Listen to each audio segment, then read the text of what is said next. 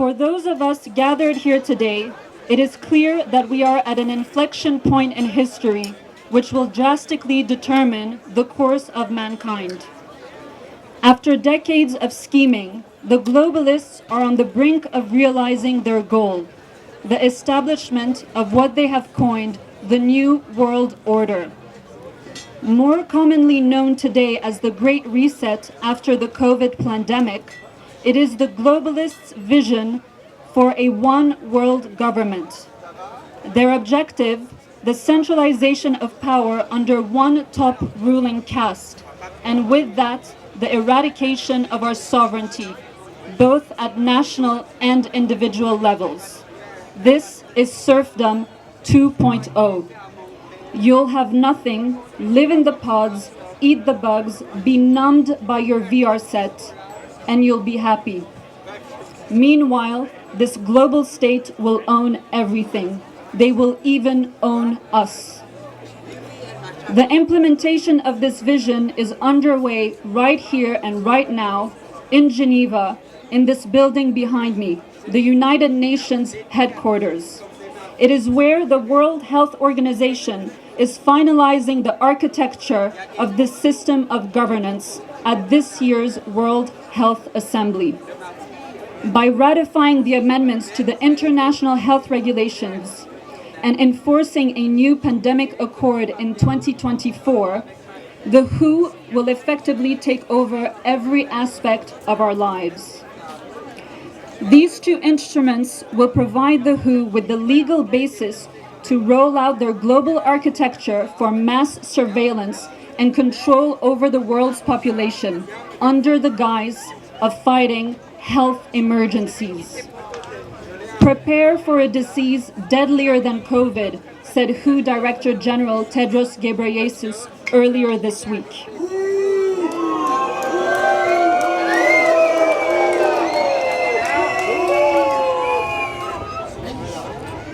While COVID was their latest warm-up exercise for the next big one, the playbook stays the same. Create a crisis and impose a solution. A solution which always erodes our freedom further in the name of saving lives. But what is clear, looking at the WHO's track record, is that the WHO is not here to save lives, but rather to hurt lives.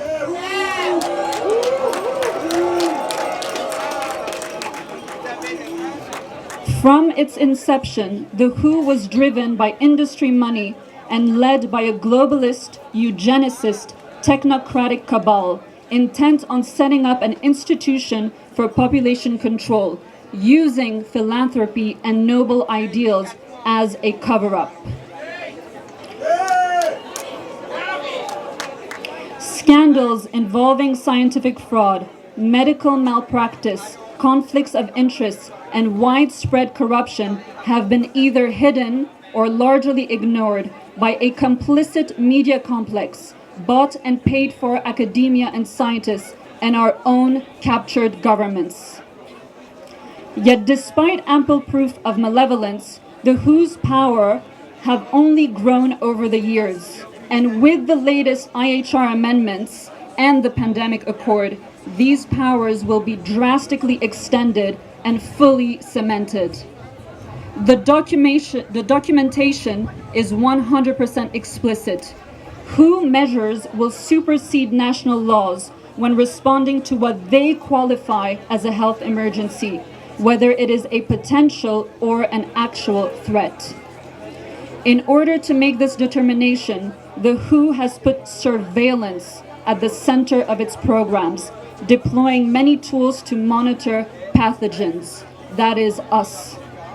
This goes hand in hand with the global standardization and digitization of healthcare, including digital passports, which will enable the WHO to track our every move. Shame on you!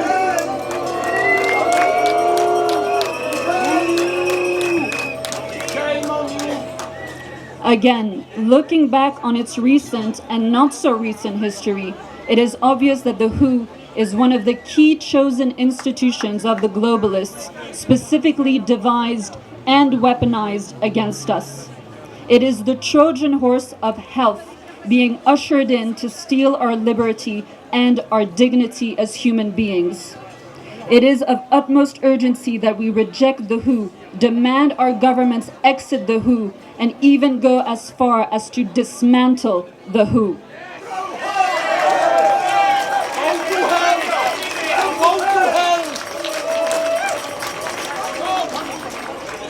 At this hour, it is not hyperbole to state that our most basic freedoms and that of our future generations depend on it. Thank you very much.